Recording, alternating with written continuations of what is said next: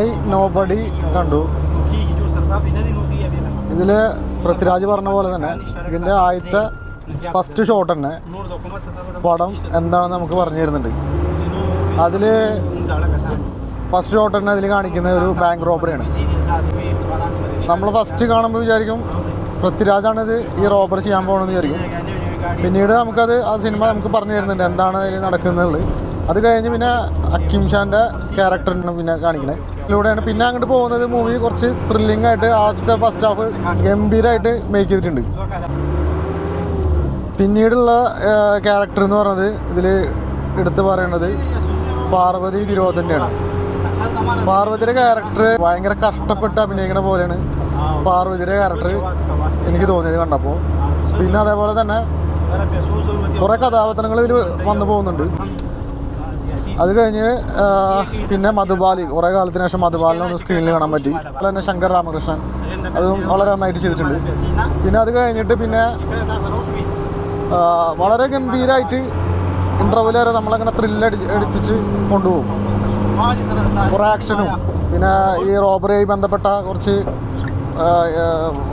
Thrilling ആയിട്ടുള്ള ഈ റോബറിയുമായി ബന്ധപ്പെട്ട് കുറച്ച് ഇൻവെസ്റ്റിഗേഷനൊക്കെ ആയിട്ട് നമ്മളെ ഒട്ടും ബോറടിപ്പിക്കാതെ തന്നെ ഇത് വളരെ നല്ല രീതിയിൽ ആദ്യത്തെ ഫസ്റ്റ് ഹാഫ് വരെ മുന്നോട്ട് പോകും. അത് കഴിഞ്ഞിട്ട് പിന്നീട് വരുന്ന സെക്കൻഡ് ഹാഫിലാണ് ആദ്യത്തെ ഒരു 20 മിനിറ്റ്സ് വലിയ കുഴപ്പമില്ലാണ്ട് അവർ നല്ല രീതിയിൽ ചിത്രീകരിച്ചിട്ടുണ്ട്. അത് കഴിഞ്ഞതിന് ശേഷം ലാസ്റ്റ് വൺ ഹവറാണ് നമുക്ക് ഈ പടം ടോട്ടലി ഈ പടം ഡൗൺ ആയി പോകുന്നത്.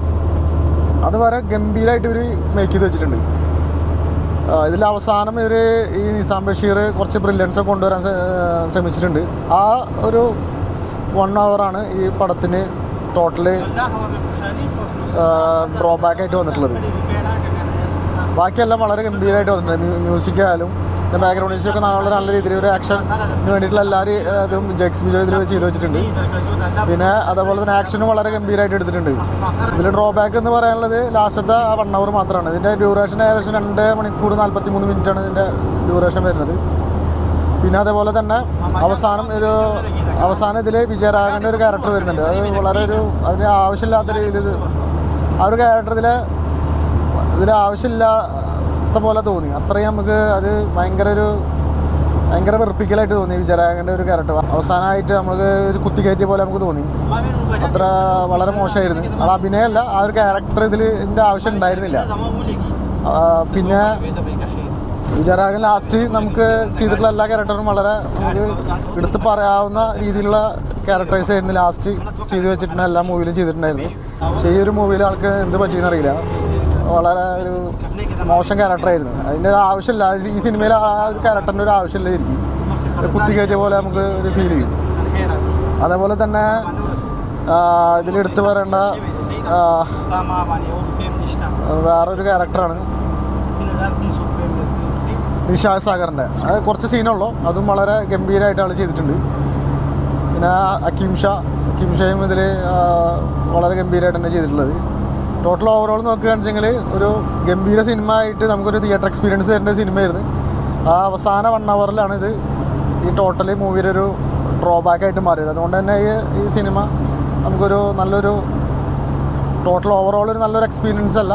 ഇൻ്റർവെൽ വരെ വളരെ സാറ്റിസ്ഫൈ ആയിട്ടുള്ളൊരു മൂവി. അത് കഴിഞ്ഞ് കഴിഞ്ഞാൽ നമുക്കൊരു നല്ലൊരു എക്സ്പീരിയൻസ് അല്ല തരുന്നത്.